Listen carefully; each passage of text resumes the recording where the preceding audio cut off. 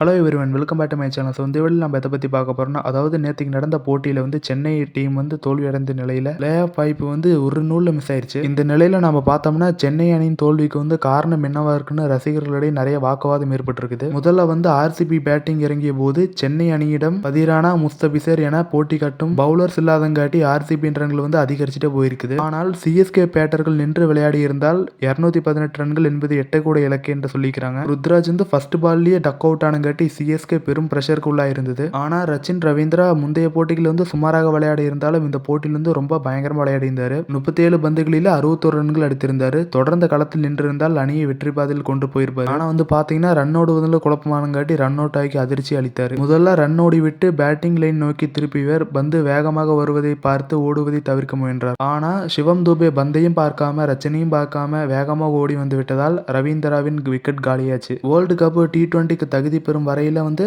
சிக்ஸர்களாக அடித்து தள்ளியவர்கள் எல்லாம் அதுக்கப்புறம் 5 போட்டிகளில் 2 டக் அவுட் ஆகி மற்ற போட்டிகளையும் பெரிய ரன்களை இந்த போட்டியிலும் வந்து 15 பந்துகளை எதிர்கொண்டு ஒரு பவுண்டரி சிக்ஸர் கூட அடிக்காம வெறும் 7 ரன்களை எடுத்து அவுட் ஆனார்கள். மிடில் ஆர்டர்ல இறங்கும் சிவம் தூபேவின் இந்த செயல்களால் தான் சிஎஸ்கே தோல்வியை தழுவியதாக பலரும் அவரை குற்றம் சாட்டி வருகின்றனர். மேலும் நன்றாக விளையாட வேண்டிய நேரத்தில் வந்து சொதப்பிய மிட்சல் சாண்டனர், டேரில் மிட்சர் உள்ளிட்டோரும் கடும் விமர்சனக்குள்ளாகி இருக்கிறாங்க. இதே மாதிரி நிறைய விளையாட்டு செய்திகளை பார்க்கணும்னு நம்ம சேனலை மறக்காம சப்ஸ்கிரைப் பண்ணிக்கங்க.